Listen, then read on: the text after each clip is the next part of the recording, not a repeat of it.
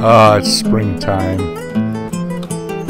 Things are starting to happen. The trees are leafing out. The flowers are starting to bloom. And today's story is an interesting one. You see that tree over on the right there, which is actually two separate trees. Well, this was before the house was built. The client gave me these photographs of this area, and it showed those trees prior to the house being constructed. And those photos were from 1979, and this is what the area looks like today.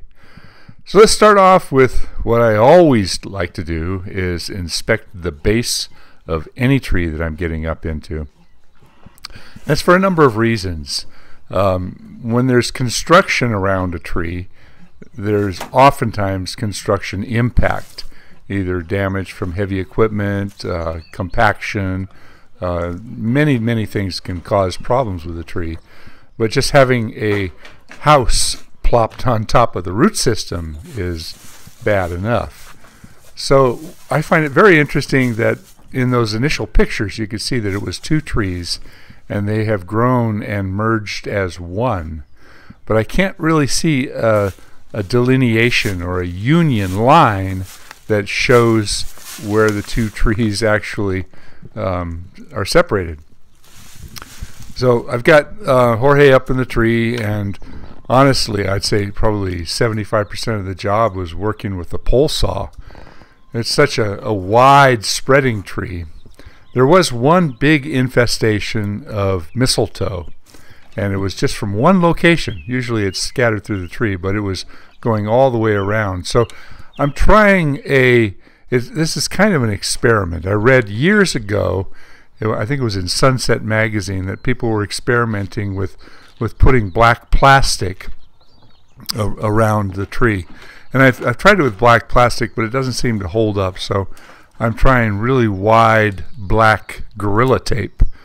And this is a like I say, this is an experiment. I've only done this once before, and I sadly didn't get an opportunity to go back and inspect the tree years later to see how well it worked. And there you go. You can see the black tape wrapped all the way around it. So it was a bit of a interesting job. We didn't start the chainsaw much at all. I'm up on the roof here.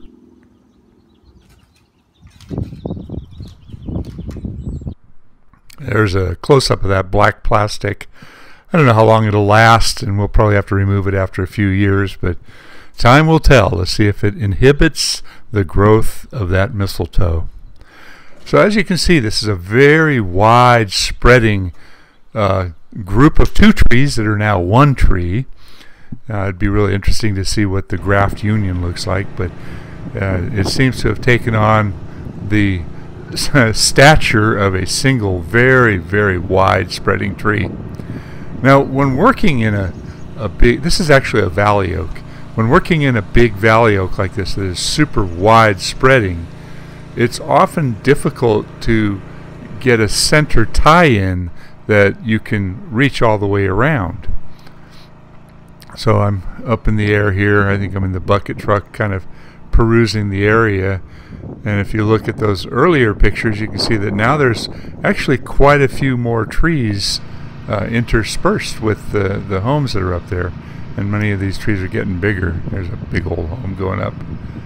There is a redwood tree that's not doing well at all. This is an apple tree looking down from the top. That's actually an enormous apple tree. They said that it produced really well last year. And back over to our job at hand. I actually had a couple of trees that we were working on. Besides this one, I had another blue oak, which I'll show you a little bit later on. There's quite a difference between there it is, there's the blue oak. You can see the leaf structure is very different to the Quercus lobata. This is called Quercus Douglasii blue oak, and the other tree has a very different leaf to it, but the wood is a bit softer. The blue oak is very hard to cut the branches, and even these dead stubs. I was having a real hard time with a handsaw and a pole saw. In many cases, I had to get the fruit ladder up there and make some of these undercuts. I wanted to show you some of the old wounds that someone else had done a long time ago, and it was very clear to me that the person that made these cuts was not really understanding how trees react to pruning wounds. So we did have a skylight that we had to cover up. Thankfully, Jorge did drop a nice good sized piece of wood on top of that plywood. We put some tarp down first to kind of soften the plywood, and he hit it with one good chunk, which we all breathed a sigh of relief that we didn't break a skylight.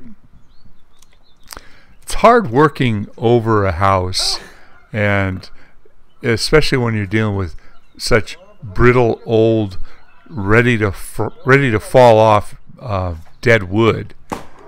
You can see that this stuff is, so the only thing we can really do is make smaller cuts. You can't get out there to rope it down, and but you know, we're trying to minimize the impact to the roof to smaller pieces. Sounds bad, but it really didn't do any damage at all to the roof, or the rain gutters, or the little things popping up out of the roof, the vents and such. We got, I have to say, sometimes a bit of luck is involved. And here we are, another view of the wide spreading tree. There was one area where we had a limb that we took off that was it had a real wide spreading location on it, and I wanted to see what it looked like on the inside. Oh, I want you to check this out. Look at all the water that's pouring out of this. This was a small valley oak that was crowded, and the people asked us to take it out of there. That's what the leaf looks like. And it's an open pore tree, so the water just pours out of it. And this is that apple tree I was talking about, and these are all marks from a sapsucker, which is a type of woodpecker that makes these very interesting marks on many different types of trees. And I always wonder how much damage is caused by these little critters, but they seem to tolerate it. We had to do some work over the neighbor's yard, and they were concerned about their lawn. So I told him to take a bunch of smaller cuts. This one stub was obviously cut by the previous owners a long time ago, and I wanted to show you the decay associated with just leaving a stub. And as you can see, it works its way down into the wood quite a ways. There's the other side, and this was probably about a 4-foot piece, and it's finally starting to get a little bit more solid. So this is the end of the day. Actually, we worked on these trees for 2 days. There was not a mountain of debris to chip. It was only about a half an hour chip, but honestly, the tree doesn't look that much different. But we were inspecting all the limbs and working our way through it. Here we go. There's a distant shot, and I want to show you that before shot. I think that's kind of cool. Kind of sad, though, that there's houses up here. And once again, that's what the tree has evolved into.